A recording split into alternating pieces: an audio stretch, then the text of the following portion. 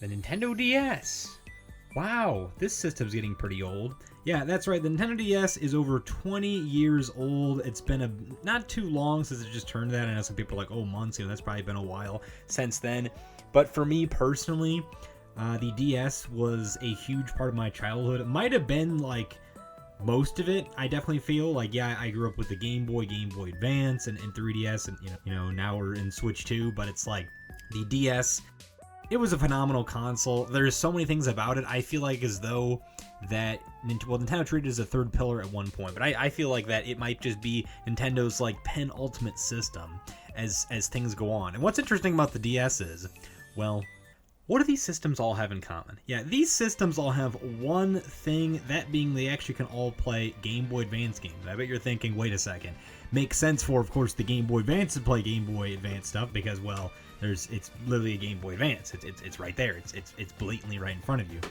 Then when it comes to the DS, of course, it's got the second slot dedicated just for backwards compatibility. But then when you get to the DSi, this was meant to be a sleeker, model of Nintendo's, and there's no second slot, so this can't play Game Boy Advance games. However, it actually can, using the power of, well, Nintendo left the hardware still on board because really the native technology needed for Game Boy Advancing is still on the DSi, so with proper modding and stuff like that, you can still bring back GBA compatibility, just, with the slot. Get out there, modders, I guess, go hook up a proper slot for the DSi so we can, bring that back. I bet that'll look all as clunky as heck, just like Guitar Hero or something, but now the 3DS, of course, actually, it's a little more obvious with this one, being that it has it doesn't have a second slot, of course, just like the DSi. There was actually a program called the Nintendo Ambassador Program that was released to customers who bought the 3DS before the price cut 6 months after, because the 3DS kind of didn't do so great. It did better than the Wii U, thank goodness, because Nintendo, well, their already not so great loss would have been an even bigger loss. But the Ambassador Program allowed you to download a certain amount of GBA games along with NES games. The NES games are emulated. What's interesting is Wrecking Crew was never actually released through the Virtual Console, so that was actually one exclusive thing for NES. But, who cares about Wrecking Crew besides me, of course. I love that game, but that'd be pretty nice to get. But the GBA games are not actually emulated. They are native on the system, which is why there is no restore points or, I guess, save states in that case. A lot of people tend to make things false, saying that they're actually emulated on the 3DS. No, they're actually native because the 3DS still has with the DS, backwards compatibility built into it. Being the fact it uses, similar engineering and stuff. It still has that GBA backwards compatibility. So as a result, that's on there. But Nintendo said they didn't release those GBA games in the eShop because, well, they claimed that it was lower quality. But for me personally, I just see that excuse as Nintendo just didn't want to do that. Same thing with GameCube games on Wii U and Switch. It's like Nintendo just didn't want to do that. Like, it's, yeah, you could argue like, oh, the space of GameCube games, they're gigabytes, XYZ. It's like, you could have just got an SD card. Like, I don't know. I'm not going to go with that huge rabbit hole right there, but it's like, yeah, Nintendo does what Nintendo wants to do, so that's nice. All right, recently you probably saw my YouTube short giving a little sneak peek about what's going on here. So we're going to be talking about Game Boy games. Now, Game Boy games, of course, being Nintendo's basically their first portable system. Of course, first portable system to use cartridges. I'm not talking Game & Watch, of course.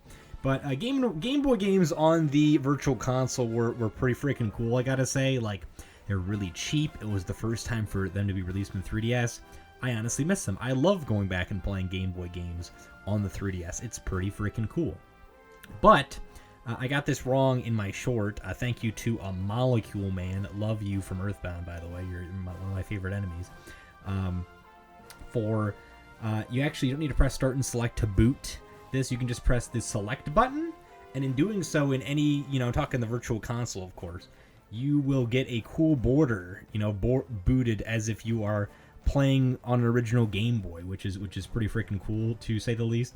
And of course, if you press L and then R, it'll make a little icon pop up right there. And you can press Y to change to the original green Game Boy, or Y again to go back to the Game Boy Pocket, which, as far as I'm aware, that was the default color scheme. At least that's when you boot into every, Game Boy game anyways on the Virtual Console. And of course, this also works with Game Boy Color games, although I don't have a whole lot of them. Well, I guess I have Pokemon Crystal, you could say, as well. But it's cool. It's got the violet look to it as well. It also has a little communication area for like the infrared. You can barely see that in the video, but it's like for the infrared, which, as far as I'm aware, infrared wasn't through the Virtual Console, but there was download play, which we'll get to a bit later on. So yeah, that was pretty freaking cool. So really neat that they had this for Virtual Console stuff. A bit of another fun fact when it comes to DS games on the 3DS. Now, this is what I actually got confused with. You need to hold start and select in this case for this when you're booting up original DS games through any model of 3DS. You will see exactly what I'm talking about right here. The screen will be shrunk. It won't fill up the, obviously DS games aren't going to, take up the whole screen as real estate right there. They're not widescreen or whatever the resolution. I guess another random fun fact with 3DS, not actually widescreen. It's like 14:9 or something like that. It's a very weird resolution for the 3DS, but it's like close enough, but not actually widescreen. But like your DS games are only going to fill up kind of the area, but it actually doesn't fill up the top or the bottom touchscreen completely, because the bottom touchscreen is about the same real estate as the original DS. The top one, of course, is different. But if you, just simply boot a DS game without holding start and select, it'll boot it into the original resolution. It'll look a little bit blurrier. I personally like to kind of boot them into the, start and select original resolution. I should say the first one would be like an upscale resolution, of course. Just kind of just blows it up. Things look blurry. It's like, yeah, it's an older game, so like it makes sense why it's going to be like that. It's not going to look as amazing, but it's like, hey, I prefer it like that. Now, when it came to Nintendo playing handheld games on their big screen, we had the Super Game Boy for original Game Boy games. We had the Game Boy Player for Game Boy Advance games, and it also still played with Game Boy games. A lot of people love that for streaming, of course, nowadays. But when it came to the DS family of systems, and of course the 3DS, we didn't have any sort of official means anyways to be able to actually output things to the big screen.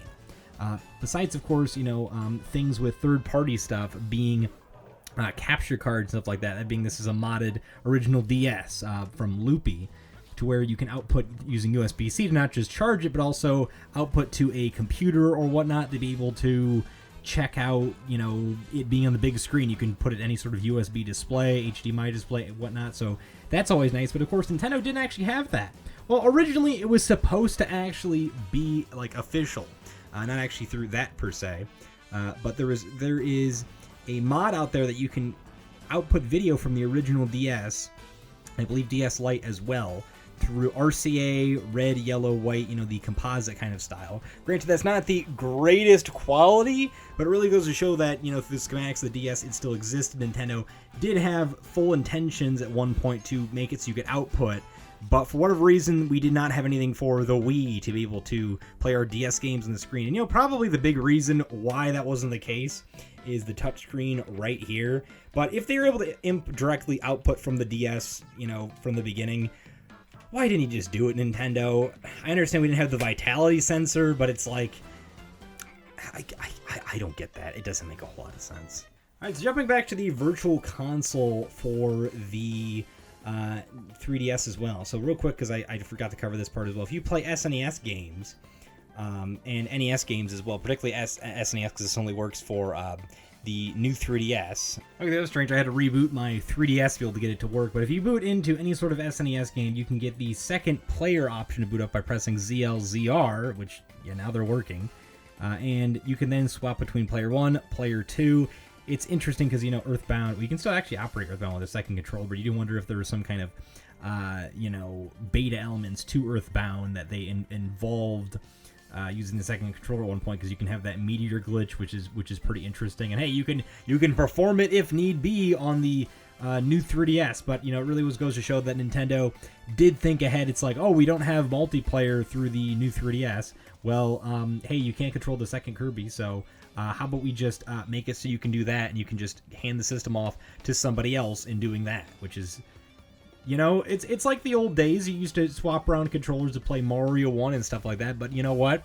It's there at least, and smart thinking, Nintendo. Now, of course, this is also NES games, as I was saying, but you just need to simply press L and R. ZLZR doesn't work in this case. It makes sense why they're, L and R being that,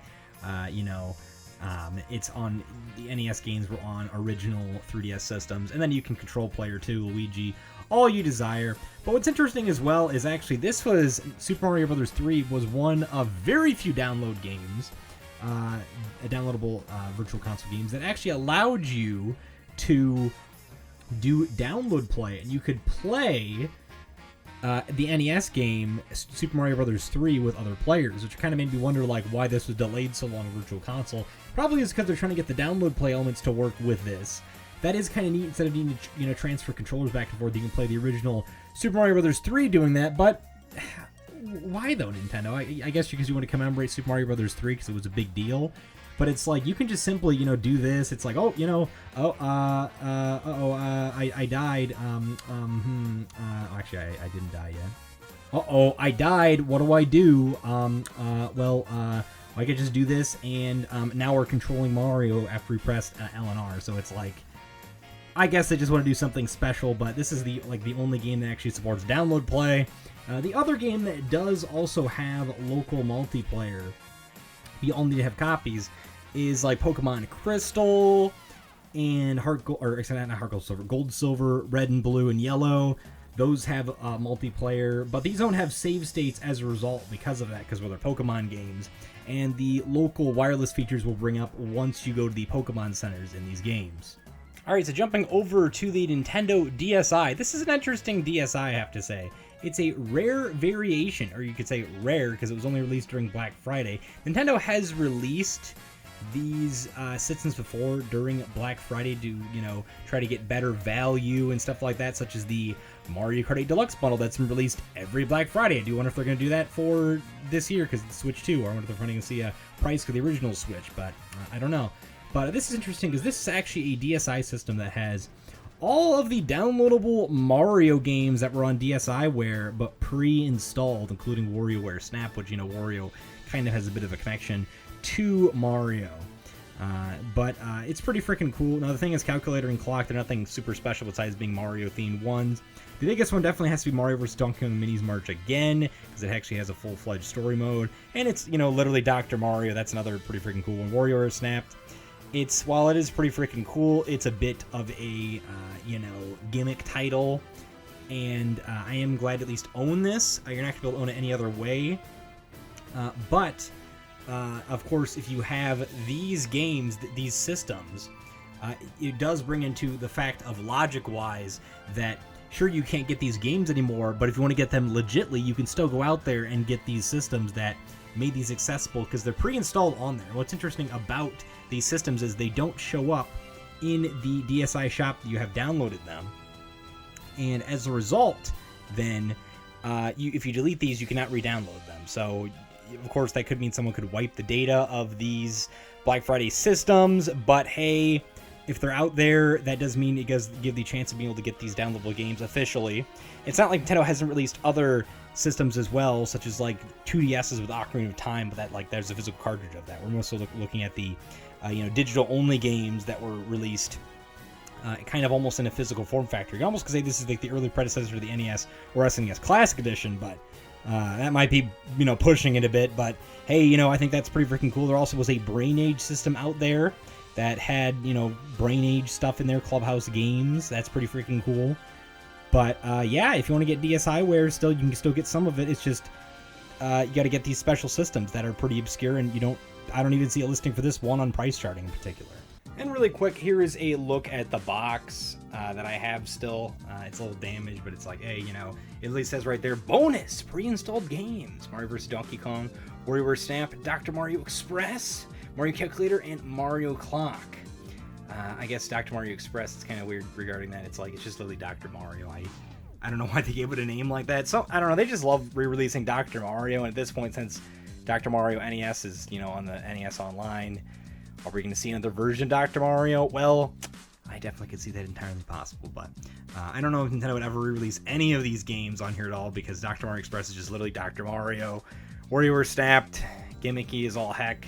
And Mario vs. Donkey Kong, they'll just make a new entry, or they won't make a new entry. And yeah, I guess a bit of a weird fun fact about that was Mario vs. Donkey Kong. Most of the series is digital only, with being a lot of them on the 3DS. There's a DSi one, and There's only one that's actually physically being Miniland Mayhem. So, random extra obscure fact right there about the DSi or the DS. Ah, yes, PictoChat. We all love it. We think it's amazing. You know, you can send things to your friends through local wireless, even though literally there really is not a whole lot of reason to do that. This is really fun to, you know, play in the bus, school bus. I don't know if kids still do this nowadays. That'd be kind of neat if that was the thing. I don't know. I'm going kind of crazy with that. Besides, you know, Mario Kart DS and stuff. Really, you know, PictoChat was always really cool.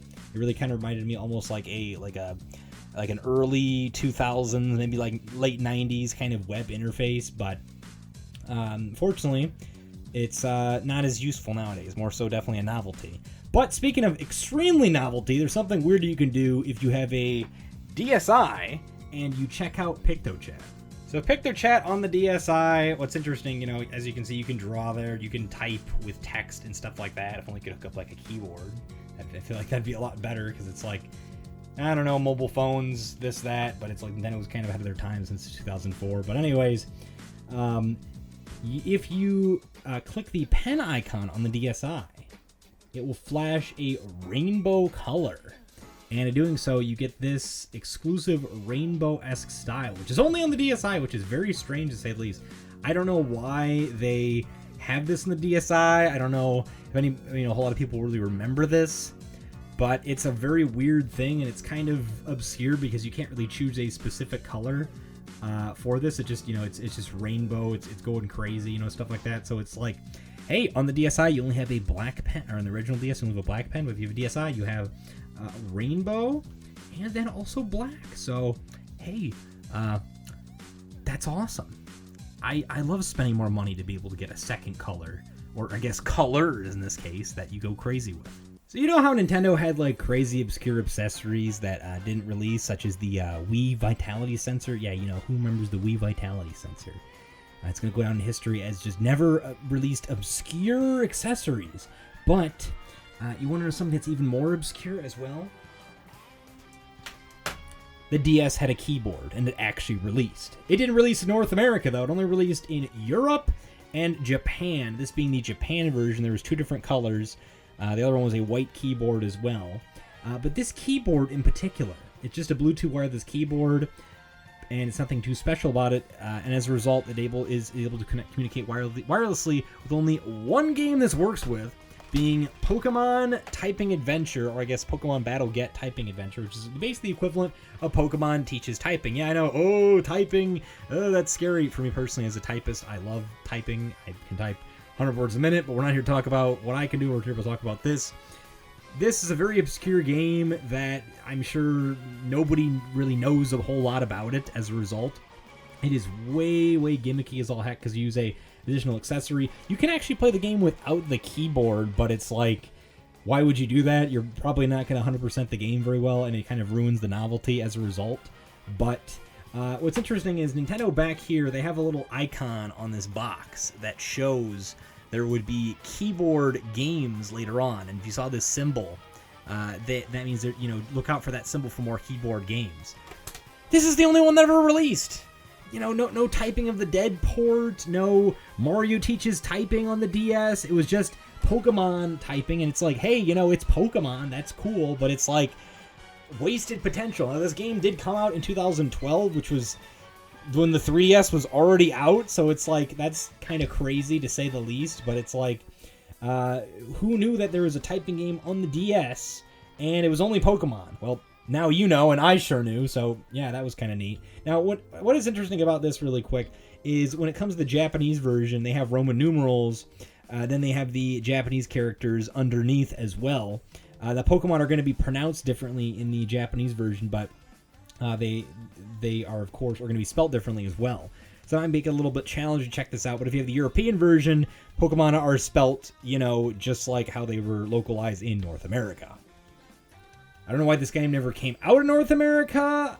I don't really get it entirely. It's like, it's not like we dislike typing. Like, I freaking had to take like 5 typing classes in my school, and I was required to do that. It's like, you know, and I became a master as a result. So it's like, I do wonder what the localization was thinking there, because it's like there was an English version as well, and it just didn't happen. Maybe because Conquest didn't sell the best, but it's like, I don't know. Typing game, it's whatever. And what's interesting about this as well, you can actually use this keyboard on other devices. I was able to get it to work on my phone.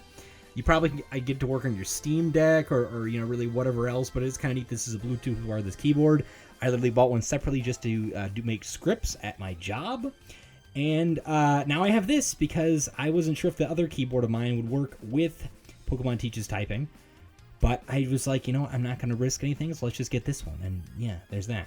So those are facts about the Nintendo DS obscure ones. Let me know if you knew any of these down below. I'm hoping at least one of these facts was something you didn't know, and if not, well, you're pretty knowledgeable. You're just like me then. So I guess in that case. But with that being said, then hope you have a great rest of your night, day, time zone, and of course, don't forget to steal yourselves. Bye bye, everyone.